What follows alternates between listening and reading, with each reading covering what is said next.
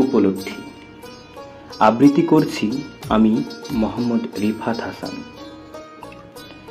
ইট পাথরের নগর আমাকে পোড়ায় রোজ, আর এই পোড়ার ক্ষত মাঝে মাঝে এতটা বীভৎস দুর্গন্ধ ধারণ করে যা আমি নিজেও সহ্য করতে পারি না।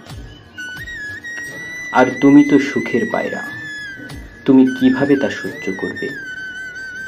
আমার আপনজনেরাই তো নাক সিটকায়, দূর থেকেই বলে পচে গেছিস তুই।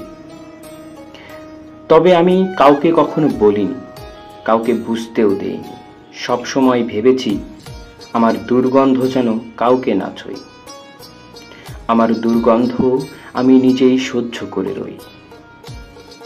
প্রকৃতির সেই চিরচেনা রূপ ক্রমশ বিলীন হবে, রং হারাবে বারবার, আবারও রং ফিরে পাবে। তবে নতুন রঙে পুরনো সবকিছু হয়তো আস্থা করেই নিক্ষিপ্ত হবে নতুনের আগমনে।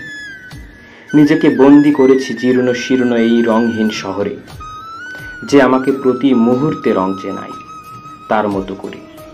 এই কঠোর নগরীর বিষাক্ত বাতাস আমাকে চুপিসারে বলে যায় কেউ কারো নয়।